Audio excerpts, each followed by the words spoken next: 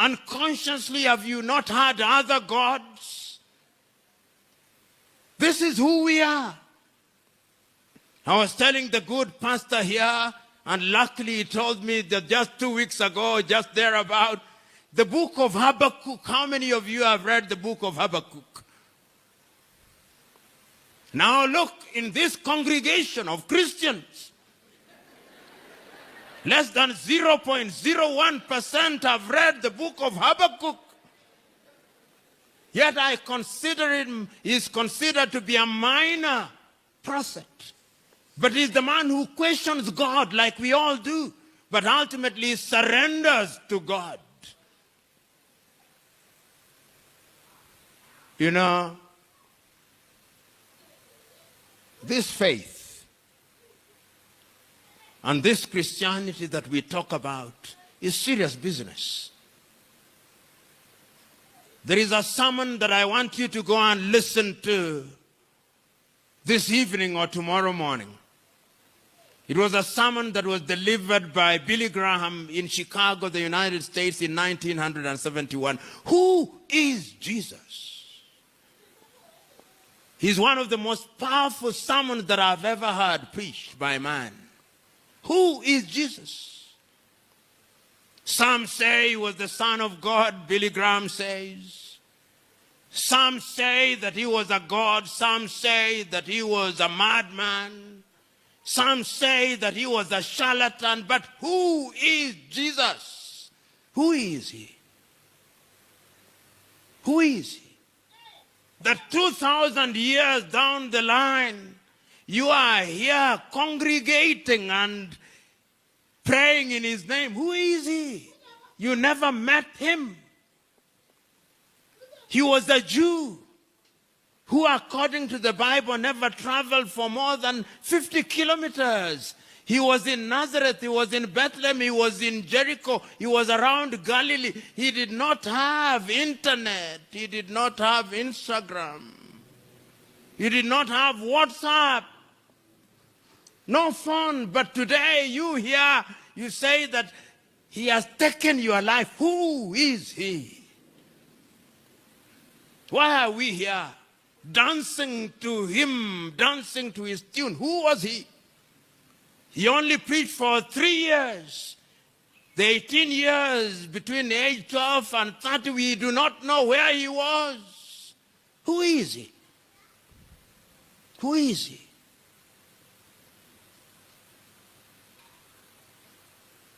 Who is he? He's mysterious.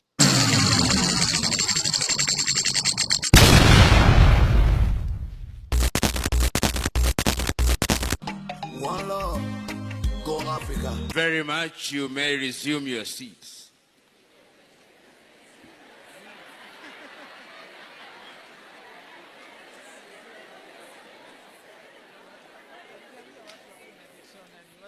So let me say that I'm glad to be in this congregation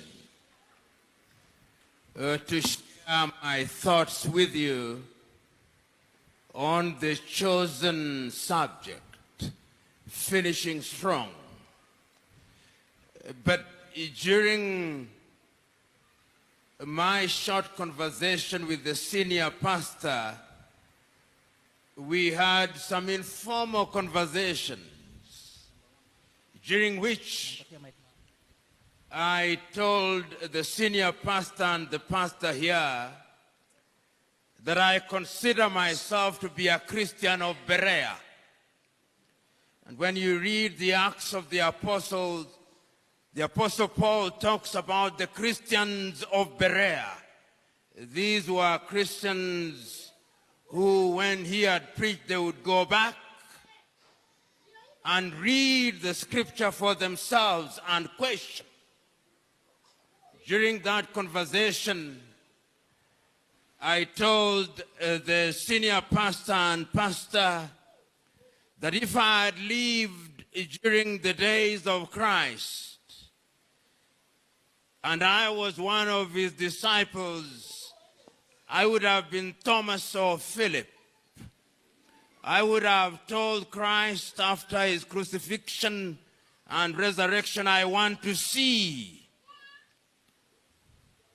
And I would have been Philip, because I would have said to Christ, we have lived with you, I now want to see the Father. And I told them that doubt is the mother of faith. I then told them that Christ during his life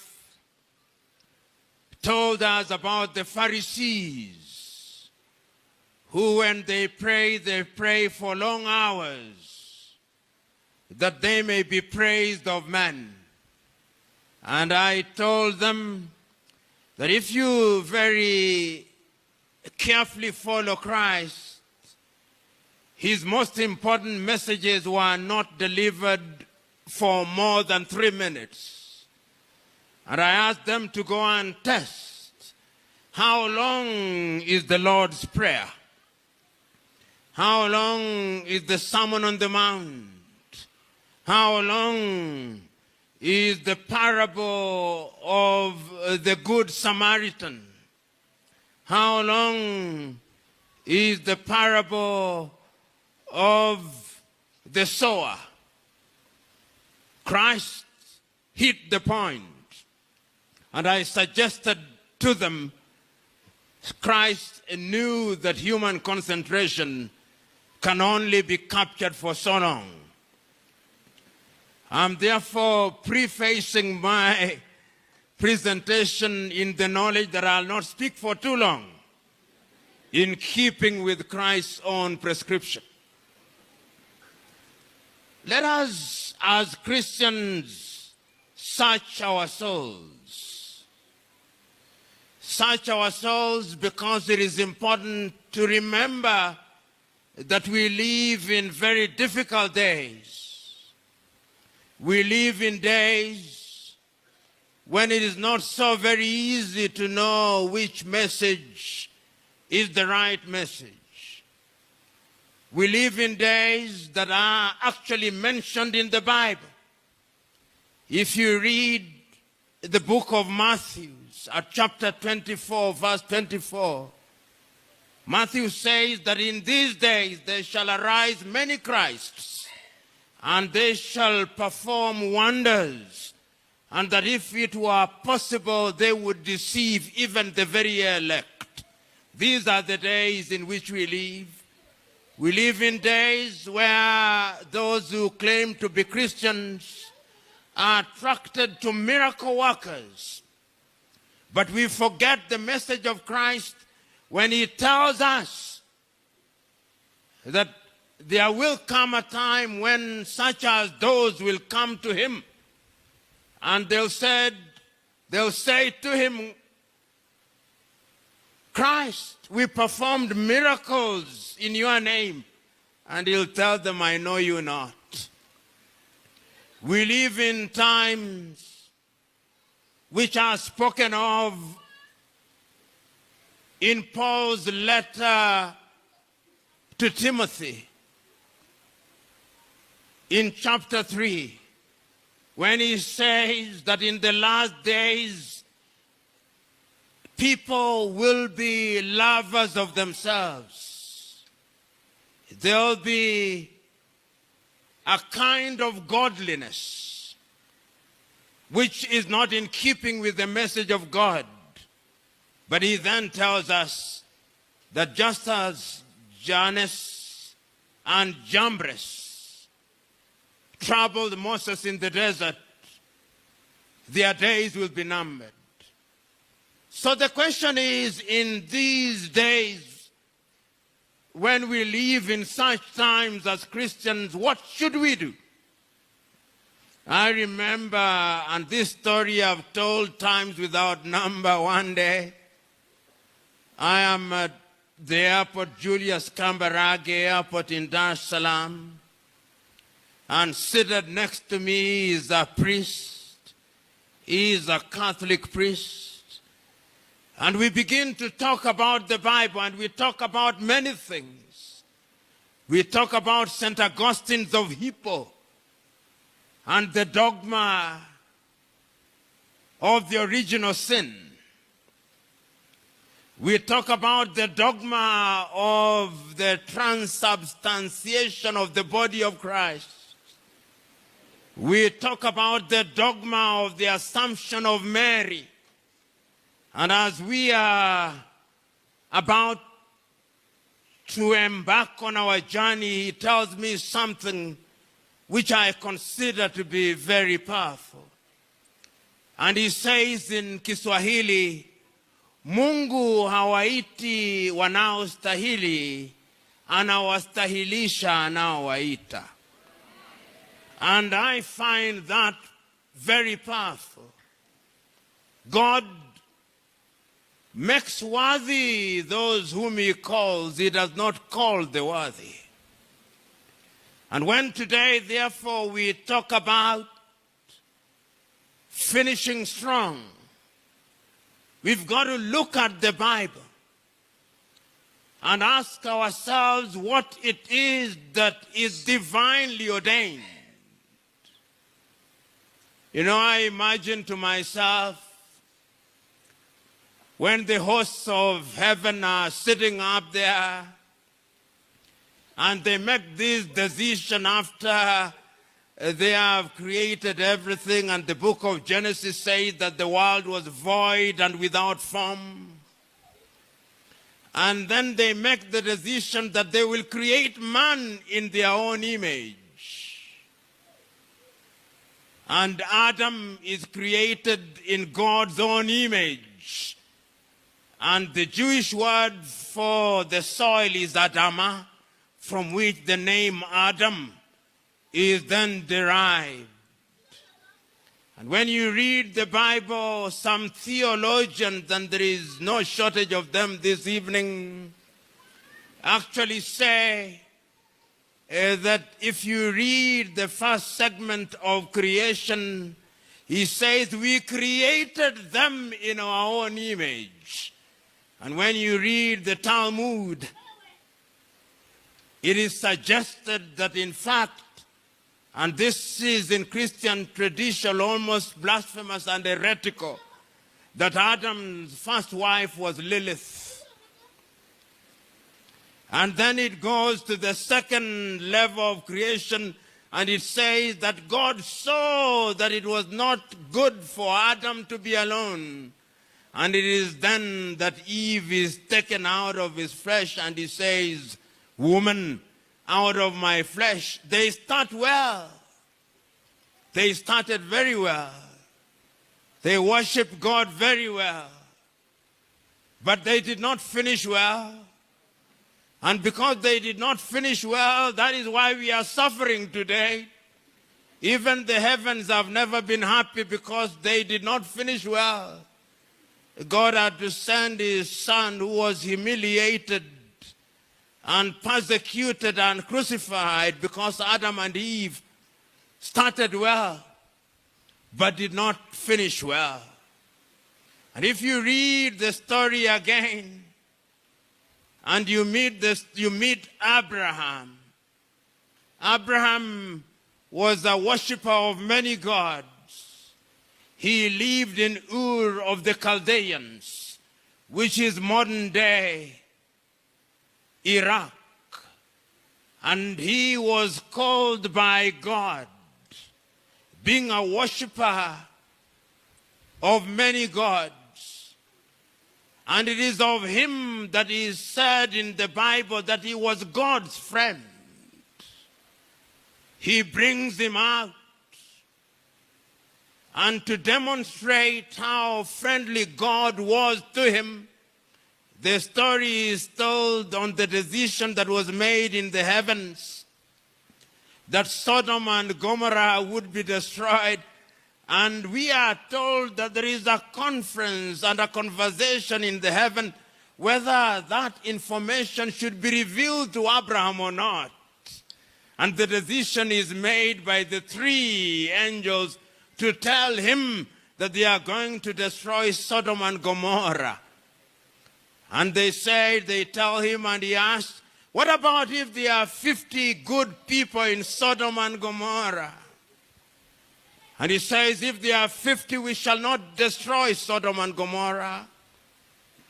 And he says, what about if there are 45? And we are told that if there are 45, he will not destroy it. And he proceeds and says, what about if there are 20 and 10?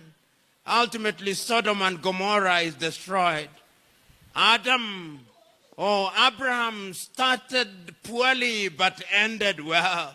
So that when you read the Bible, we now say that we are the ancestors, you Christians, of Abraham because he finished well. You know, and you can go on.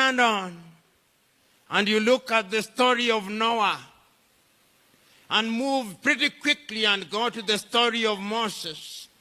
I do not know which movies you watch, but I would commend to you to watch Cecil B. DeMille's movie made in 1956, The Ten Commandments. And there are many movies, The Ten Commandments, but these I commend, with Charlton Heston as Moses, with John Derek as Joshua, and Yul Brynner as Ramesses. It is a great movie. And it tells you and dramatizes the story of Moses. How does Moses begin? He begins at a time when a decree has been given by the Pharaoh that all the children of Israel must be destroyed. But by divine intervention, Moses is rescued, and he lives in the palace of the Pharaoh. And if you look at the dramatization, he is brought up as a child of the Pharaoh, although he is the sister's son. Then he kills a Jew according to the dramatization, and goes through the desert and lives in the house of Jethro, where he meets his wife Sephora, or Zipporah, as we sometimes say. And when you read that story in the dramatization, on the day that he meets God, he goes to the mountain of the Lord, and there is a burning bush. And of course, he doubts. And when he is sent out, he says that I am not of a fleeting tongue, and God tells him, Aaron, thy brother, shall speak for you. And it is something that I love when they dramatize. He then goes back to the Pharaoh and tells the Pharaoh, thus saith the Lord, let my people go. And they are tested. 10 miracles. And ultimately they leave. And in that dramatization, one of the most interesting things is when the Pharaoh, after the 10th miracle, the Israelites are about to cross the Red Sea, and he sends his hosts to go and attack them. And Nefertiti, who is the Pharaoh's wife, tells him to go back.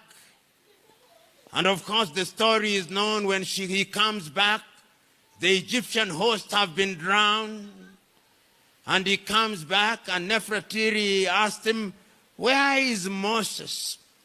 And Ramesses Yul Brynner plays a wonderful role there. He says of Moses, his God is God. And then he crosses the Red Sea and goes to the mountain of the Lord and receives the 10 Commandments. And as he is up there for 40 days and 40 nights, the sons of Korah, Jannes and Jambres, persuade Aaron and Miriam to make an image of gold. And they worship it. And when he is coming down, he hears some noise, and in the dramatization, there is Joshua with him. And Joshua tells him there is noise down there, and suggests to him that they may have been attacked. And Moses says, no, those are the voices of joy and revelry. The people have sinned against God. And he holds the two tablets, and in the dramatization, he says, those who are with the Lord come to me, and those who are against the Lord and cannot live by the law shall die by the law. Moses started poorly and finished well. And that is why he is celebrated as a great man. The story is not how you begin, but how you end. And if you ever doubt me this evening, go and read the book of Ecclesiastes at chapter 7, verse 8, where it is recorded that the beginning, the end of a thing is better than its beginning. And that is what we must always remind ourselves. You must begin. When we are awarding people for races, we do not praise them because they started well. We praise them because they finished well. And the story of the Bible is about how you finish, not how you begin. And you read the Bible throughout, and you Christians of Berea must read the Bible. You know, when I read the Bible and I look at some of the incidents in the Bible, which one of them is recorded in the second book of Samuel. And this is a story that you know. It's a story where Nathan visits David. And he has a story to tell David the king. And he tells a story, he tells David, you know, there was a kingdom where there was a rich man with many cows and goats and all those things.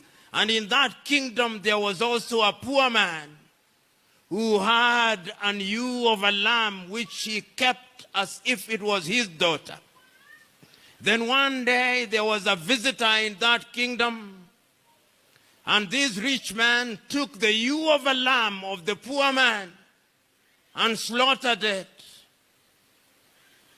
And then David says, if there is such a man in my kingdom, he shall be punished. And then Nathan says, oh king, that man is you. It is you who has taken the wife of Uriah the Hittite and caused him to be killed by the sword of the Ammonites. The sword shall never leave your house. But even before that, he says that if you had wanted anything, I'm the one who delivered you from Saul. I'm the one who delivered you. And if you have wanted more, I took Saul's wives and gave them unto you and all his property. And if you had wanted more, I would have given them to you. But because you have done that, the sword shall never leave your house. You who are congregants, has the sword ever left the house of David? As I speak to you now, the sword is in the house of David. But David started poorly, made many mistakes, but still God says that he's a man after his heart. So that he composes the Psalms, which we call the Zaburi or Zaburi in Arabic. He finishes well. But his son Solomon does not finish well. Sometimes I wonder why Solomon is considered wise. Because I don't sometimes think he's very wise. Because when you are wise, how do you marry 700 women and have 300 concubines, and these women persuade you to worship other gods? But God determines wisdom in ways that I cannot begin to fathom. But from a human perspective, I doubt Solomon's wisdom. he did not end well. And indeed, it is because of his undoing that the kingdom is divided. He did not end well. The history is about ending well. The story of Enoch is a man who started well and ended well, and we are told he walked with God and he was no more. The story of Elijah and Elisha is a person who walked with God and he anointed a successor. Ending well means that you must also have a successor. You must mentor others. We live in a country here where there are individuals who never want to leave the stage. You must know when to leave the stage. Waswahili wanasema lazima ungatuke. Kama ungatuki utangatuliwa.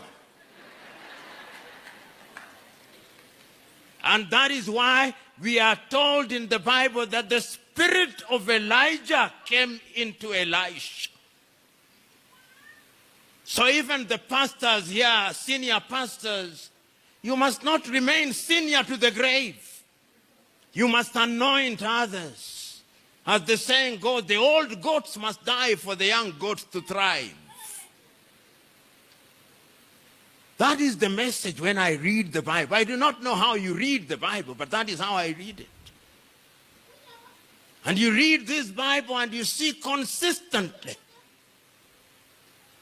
that the beginning is not what is important. The end is what is important. Look at the New Testament now that I have dwelt for so long on the Old Testament. Look at how Christ chooses his disciples. He did not go out there to choose the Pharisees. He did not choose Nicodemus. He did not choose Gamaliel. These were great thinkers in the Sanhedrin. Where does he go? He goes to the lake. And he sees Peter and Andrew, who are fisher people, and he calls them and tells them, you come that you shall be fishers of men. And look at how they are troubled. Look at Peter denying Christ. Look at Peter doubting. When you read the Bible, there is that portion where Christ asks of Peter, who do people say I am? And some say you are John the Baptist. Some say you are Elijah. And then, but who do you say that I am? And he says, you are the Son of God. And he tells him, Peter, that information has not come from you. It has been revealed to you by God. In other words, we are being told, as Christians, that you must relegate your human wisdom and let God dominate your thought processes. Then you get the right message. So this Peter, who denies Christ, even when he was forewarned, and therefore should have been forearmed, what happens? He denies him, but he repents. And it is about him that Christ says, Simon Bar-Jonah, upon this rock I shall build my church. It is not in the Bible, but Christian tradition says that Peter then went to Rome. And when he died by crucifixion, he said he should be crucified upside down, because he could not be crucified in the same manner that Christ was crucified. He started poorly and ended well. Even the gate that you, ladies and gentlemen, want to pass through when you go to heaven, I'm told that he is the one who will be there. You had better remember him fondly and speak about him fondly. Otherwise, you will not see the great white throne. He started poorly and ended well. Then there is another one who started well and ended poorly, Judas the Iscariot. Started very well, on an equal footing with everybody else. But where does he end? 30 pieces of silver. He repents. Then he hangs himself. And today, how do we remember him? When you talk of a person who has betrayed you, you say he's a Judas. He has given the English language and human vocabulary a word because he ended poorly. You must always ask yourself, how do you end? And you know, when you look at the Bible, when Christ was crucified, many of those disciples thought that Christ had come with a kingdom. That is why the mother of the two sons of Zebedee, when she approaches Christ, she said, let my two sons, one to sit on your left and one to sit on your right. And what does Christ say? As to who sits on my left and who sits on my right is not me to say, it is for my Father in heaven. They thought so. That when they came, if you are to contemporize it, they would be cabinet ministers with protruding stomachs and cars with sirens. That is what they thought. But what does Christ say to them? That the kingdom that I am come for is not this kingdom. It is upstairs. Do you Christians who are here, do you think of it in that manner? And when Christ dies, you know, those individuals, they are disappointed. It's the women who go to the tomb. They are not even there. It's Joseph of Arimathea who donates a tomb. All his 12 disciples are gone. It's the women who go there. Mary Magdalene. They are not there. They are doubting. Thomas is saying, show me. The others have gone back fishing. They are fishing. Peter is fishing. Andrew is fishing. All of them. And then an incident occurs. The journey to Emmaus. And then they are on the day of the Pentecost. These little cowards. They were cowards. Like the Twi in Ghana say, when you run after a coward for too long, you'll meet his courage. So they go there, and there is the day of the Pentecost, and they speak in tongues, and suddenly these cowards become courageous, and the world has never been the same again. It is because of cowards turned into courageous men that you are assembled here. What happened to them? They started poorly and finished well. And if you read Christian tradition, of all the 12 disciples, all of them were martyred. All of them. Except John the Revelator, whom we are told was boiled in oil in Patmos and survived. So when you follow Christ, there is now new theology in the world which is heretical, where we treat the church of God as if it were a casino, that when you pay tithes and offerings, then all blessings will be poured upon you. That is not the message of Christ. When you carry the message and the cross of Christ, from that day you are targeted by the devil and your lot is suffering, but for the intervention of God. And that is why Christ says, many are called, but few are chosen. You remember the story of the rich man, the young rich man. He comes to Christ and he says, all the laws of Moses, I have followed them. And Christ tells him, yes, I know. But now I want you to do one little thing. Go yonder and sell all the things and follow me. And then the young man walks away dejected, and Christ now turns to the crowd and tells them that it shall be easier for a camel to go through the eye of a needle than for a rich man to get into the kingdom of heaven. Christ is not condemning riches, no. He's simply saying that don't allow riches to be your God, because it is vanity of vanities. How do you start? This is the question. This man, whom you call Paul of Tarsus, was a great man. He learned under the feet of some of the greatest thinkers of the day. Gamaliel.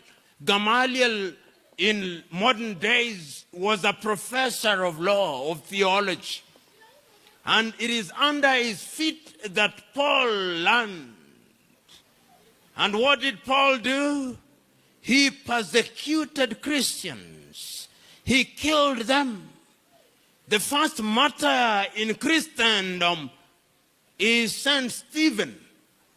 It is Paul who presided over his martyrdom. It is this same Paul who on his journey to Damascus meets Christ. And after that, this man who was called Saul becomes Paul. And you are here are courtesy of him. The Christianity, the Christian version that you talk about is courtesy of Paul. It is Paul who goes into the land of the Gentiles. It is Paul who for the first time his followers in Antioch are called Christians, the followers of Christos in Antioch. So you are Christians because of Paul, the killer of the followers of Christ. It is this Paul who writes letters to Timothy, to the Galatians, to the Colossians, to the Ephesians, to the Romans. He started poorly but ended well. You are here today. Are you Christians? Do you claim to be Christians? Many of you here are baptized, are you not? And you remember on the day of your baptism, you said that you rejected the devil with all his works. Have you rejected the devil with all his works? By deed or thought? Since morning, how many commandments have you disobeyed? Have you not coveted somebody's dress, somebody's wife or husband? Have you not? Have you not in your thoughts thought of murdering somebody or harming somebody this morning, since this morning? Unconsciously, have you not had other gods? This is who we are. I was telling the good pastor here, and luckily he told me that just 2 weeks ago, just thereabout, the book of Habakkuk. How many of you have read the book of Habakkuk? Now look, in this congregation of Christians, less than 0.01% have read the book of Habakkuk. Yet I consider him, he is considered to be a minor prophet. But he's the man who questions God like we all do, but ultimately surrenders to God. You know, this faith and this Christianity that we talk about is serious business. There is a sermon that I want you to go and listen to this evening or tomorrow morning. It was a sermon that was delivered by Billy Graham in Chicago, the United States in 1971. Who is Jesus? He's one of the most powerful sermons that I've ever heard preached by man. Who is Jesus? Some say he was the Son of God, Billy Graham says. Some say that he was a god. Some say that he was a madman. Some say that he was a charlatan. But who is Jesus? Who is he? Who is he? That 2,000 years down the line, you are here congregating and praying in his name. Who is he? You never met him. He was a Jew who, according to the Bible, never traveled for more than 50 kilometers. He was in Nazareth, he was in Bethlehem, he was in Jericho, he was around Galilee. He did not have internet, he did not have Instagram, he did not have WhatsApp, no phone. But today you hear, you say that he has taken your life. Who is he? Why are we here dancing to him, dancing to his tune? Who was he? He only preached for 3 years. The 18 years between the age 12 and 30, we do not know where he was. Who is he? Who is he?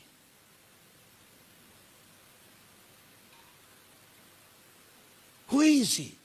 He's mysterious. Because God must be mysterious. You know, one of the things in the Bible that strikes me the most is the story of John the Baptist. This John the Baptist, who is Christ's cousin, the son of Elizabeth, and Zachariah, says he's a forerunner for Christ. And when Jesus is being baptized at the Jordan River, and Christ approaches him, and there is a dove, and says, "This is my son in whom I am well pleased." This John the Baptist, when he is arrested by Herodias and he is in jail, he doubts. And he sends his 2 disciples to Christ to go and ask the following question. Go and ask of him whether he is the one or we should wait for another. Do you remember that? Whether he is the one or we should wait for another. And how does Christ reply? Go and tell him that the blind are seeing, that the lame are walking, that the lepers are clean, and that the message is being preached to the whole world. After that, we are not told what happens. John's head is cut and given to Salome. That is John, who saw him, who baptized him. You, ulimuona Yesu wewe? Si unasimuliwa tu. Yet he tells us by faith. He tells us, you who say, somebody says, good man, he says, why do you call me good? It is only God in heaven that is good. You remember the story of that lady who is an adulterer, an adulteress? They come and say, according to the law of Moses, she should be stoned. And Christ is writing and says, yes, those of you who are without, he amongst you who is without sin, cast the first stone. And he's looking down. And after a while he raises his head and they have all gone. And he asks the lady, where are your accusers? Go forth and sin no more. Go forth and sin no more. That message is preached to us on a daily basis, weekly basis. The good pastor says, go and sin no more. But we sin. In our country particularly, we sin. Greed is our creed. We go to the offices and we ask for bribes. In our unguarded moments in this country, we judge people on the basis of their tribe. Yet Christ says there are no Jews, no Gentiles. How are you finishing? You are here. How do you intend to finish the journey? Are you a Sunday Christian who repeats the words of the Lord's Prayer and the Nicene Creed and the prayer of St. Chrysostom as if you are a robot? Do you internalize the message? When you read the Beatitudes, blessed are the poor, do you internalize? Are you Christians who will be judged by their fruits? Because your fruits is what tells you who you are. A mango will only beget a mango, an orange only an orange. So today, I do not want to be like the Pharisees of old, who speak for too long. I want to be in keeping with Christ himself. That the message is, how do you finish? And we live in difficult and dangerous times where we must have a discerning spirit. You know, when I'm traveling to Nakuru, I count the number of churches, church buildings. They have even run short of names now. Helicopter or something.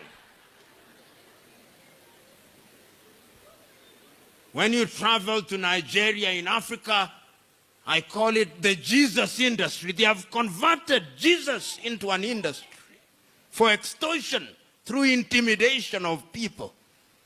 That is not the Church of Christ. That is how I understand Christ's message, that many are called, but few are chosen. That is how I understand Paul's letter to Timothy, that in the last day there shall be forms of Christianity, and there are those forms of Christianity. They have made prediction. The Millerites said that the world would end in 1844. It did not. Why were they saying it? Yet the Christ himself says, of the last days, not even the sun knows. It's hidden even to the sun. And he warns us. Yet we are, tunaambiwa, hatuambiliki. Tunaambiwa, hatuambiliki. Tunaonywa hivi. Ya kwamba siku za mwisho wataibuka watu tu, watafanya miujiza. Watajiita Kristo. Na hata watawahadaa na kuwadanganya wale ambao wameteuliwa.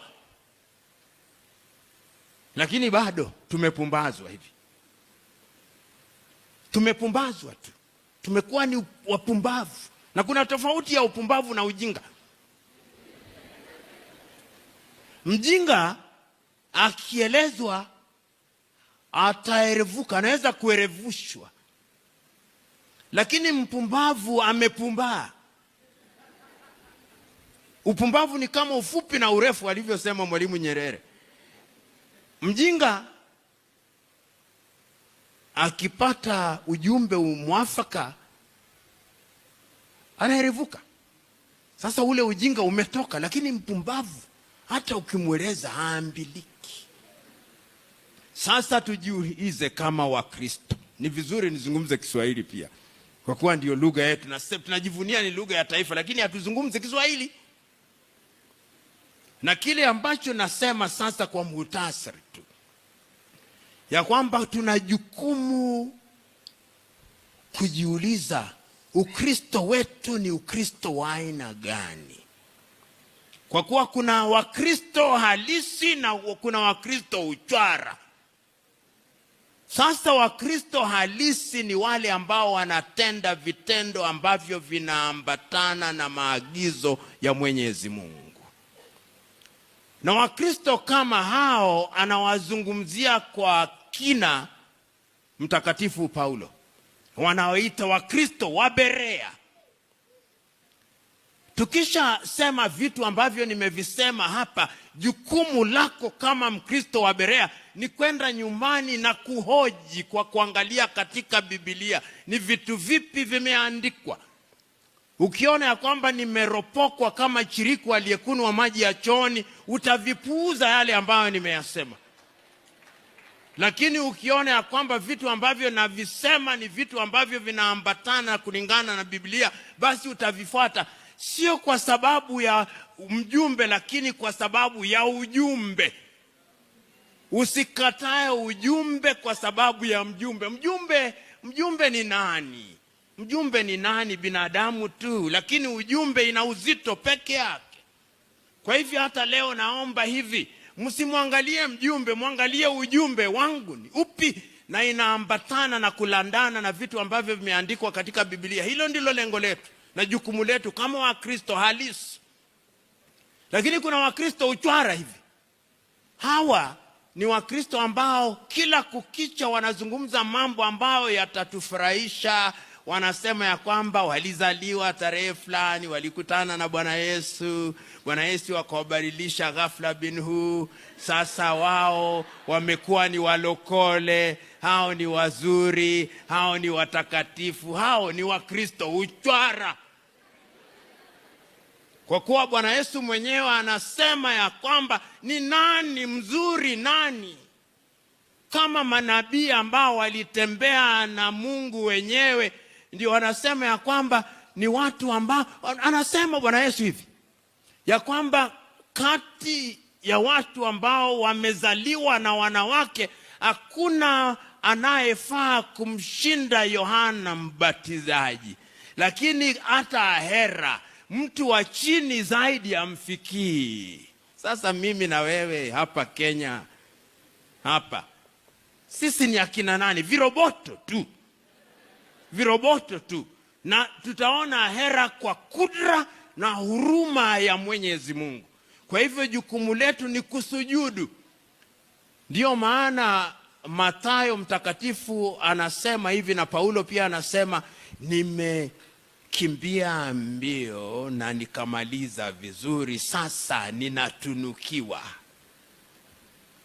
Mnanielewa hivi? Ndio maana tunasema katika Kiswahili, mtaka cha uvunguni sharti ya nini? Sasa leo hii tumekuja na tunakwenda kanisani kuinama.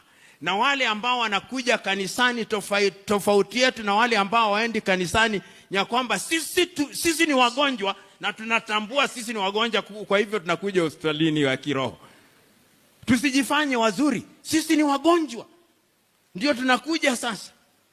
Na tukija hapa, Waswahili pia wanasema mgaa na upwa hali wali mkavu. Kwa hivyo tunagaa na upwa. Sasa malaika labda watatuhurumia, watasema hawa wanajaribu. Sasa katika ile nanio kujaribu, hizi ni zoezi, kile ambacho kwa Kiswahili kizuri kinaitwa uzoezi la utimamu. Natafuta neno la Kiingereza, preparedness. Tunakuwa katika zoezi la utimamu. Sasa tukiwa timamu, kukiwa na tatizo fulani, sasa tutakuwa tuko katika hali ya utayari. Mnanielewa? Ukiwa timamu unakuwa katika hali ya utayari. Na ukiwa katika hali ya utayari, basi Bwana Yesu akija na malaika wake, basi sisi ndio tutachukuliwa ghafla bin hu. Na tuombe hivyo. Kwa kuwa tunaambiwa ya kwamba mtakuwa katika uwanja, hata kama hapa utaona mtu amekwenda, wewe amekwenda, wengine wamekwenda, wewe umebaki unaenda jehanamu. Kuna uwezekano hata hapa inawezekana hivyo. Kwa hivyo jiulize, uko katika hali ya utimamu, uko katika hali ya utayari? Na utayari huo, kitu ambacho kitakufanya uwe katika hali ya utayari, ni kwamba kama ulianza vibaya unamaliza vizuri. Hata katika riadha, si unaona kuna wengine ambao wanaanza vizuri tu, lakini wakifika kule mbele, sasa ni kama miguu wamevaa miguu ya ndovu hivi, hawasongi. Lakini wale ambao wanaanza vibaya lakini wanamaliza vizuri, ndio tunawashabikia na kuwashangilia. Kwa hivyo, Wakristo wenzangu, tuna jukumu, na jukumu letu kama Wakristo tuwe ni watu ambao tuna jukumu la kupambanua Ukristo. Usimwangalie huyu ndugu ambaye ni mchungaji, maisha yake ya uchungaji ni tofauti sana, lakini ujumbe wake itilie maanani. Mpuuze mjumbe, lakini usipuuze ujumbe. Ndiyo maana namalizia kwa usemi huu wa Kiswahili, na kama ukuielewa, nenda ukajiulize inasema nini. Kiswahili ni Kiswahili ambacho wasema Wakenya wakizungumzi mfumbo hii ninao wafumbia. Mlilala handingwa handingwa. Nasema polepole, unaweza kuiandika. Mlilala handingwa handingwa, muwe macho haambiwi tule. Mlilala handingwa handingwa, muwe macho haambiwi tule. Kwa nikirahisisha maana ya kwamba ikiwa chakula kimeandaliwa, hakuna mtu ambaye atakwambia kimeandaliwa, utajionea mwenyewe na ushiriki. Lakini kuna maana ya undani. Mlilala handingwa handingwa, muwe macho haambiwi tule. Wakristo wenzangu, nitakoma hapo nikimaliza kusema ya kwamba ukianza vibaya, maliza vizuri na Mungu atakupa baraka tele. Asanteni sana.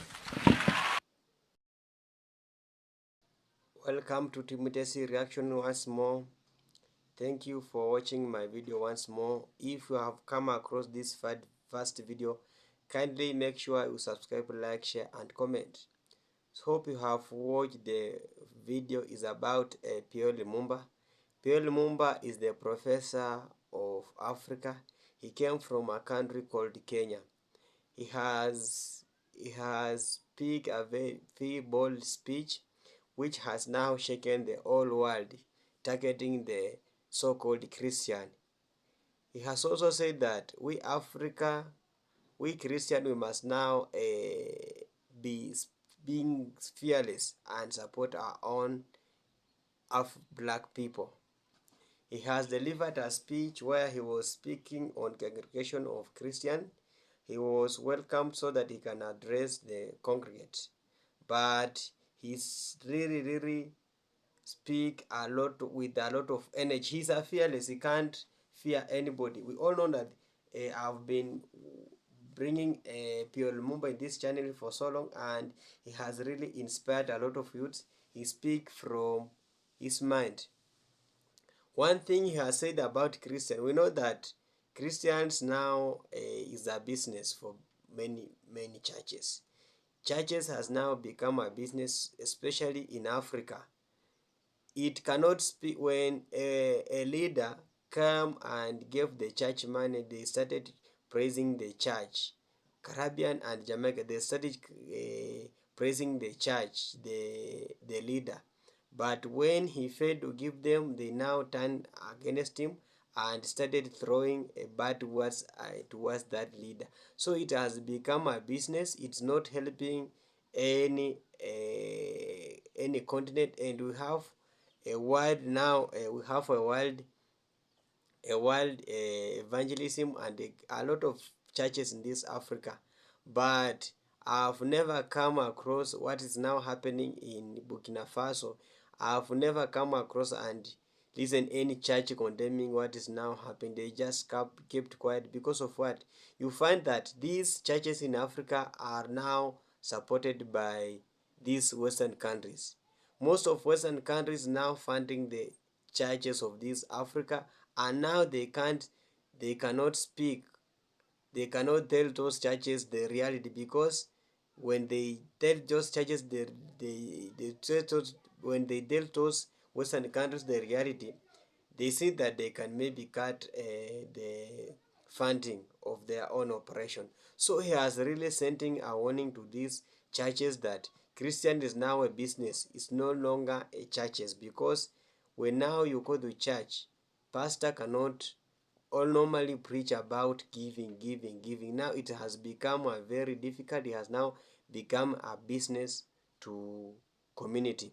And Lumumba has said that we, a Christian, we must now come up and we must stand. Let's forget what happened, because he quoted about a verse. In fact, he asked them, what is Jesus?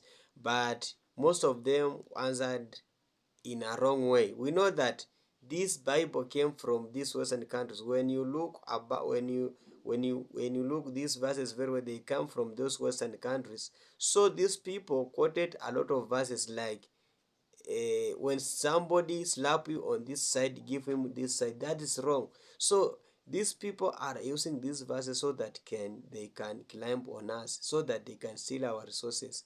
So he has come out and he has said that Christian is now fake because of what they are doing. They are not speaking in the reality. They are not defending for people. We know that churches is the place of worship and place of peace, but there's not any peace in those churches.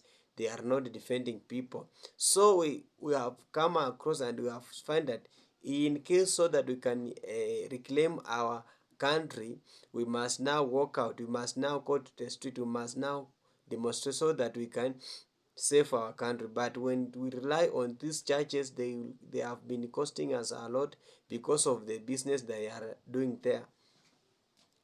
You will not find a church that is funding any church in Africa. All churches in Africa is fake. Sorry for saying this, because most of the Christians, or most of pastors are the one who is causing this thing. So Lumumba has really speak the reality, and he has really warning the pastors, bishops to start now taking talking about the reality, talking about the truth, condemning what is not good. Because now we have churches in Africa, but we haven't listened any churches condemning what's now happening to Ibrahim Traore. They have just kept quiet. And when revolution started, churches now kept aside. But when it was just like a van drive, we will saw those pastors come out and now defending. In my country, sometimes back, the president waked up and started recruiting scrutinizing the churches. But these made pastors came and press conference and said that now decided, and they crying that this is not, let's have the freedom. We have the freedom of worship, but we are worshiping in a bad way. As I conclude, churches, please, Christians, let's be a Christian. Let's learn from our brother Muslim. Muslims are united. Muslims, you don't find that Muslims are fighting for each other, but we Christian, we are disunity. We are coward. Let's speak like the Muslim. Ibrahim Traore is now a Muslim. He is the stand, but you not find a Christian stand and speak from the reality. Kindly subscribe to my YouTube channel once more. Timothy Reaction is my name. I'll be back with more updates. Bye for now.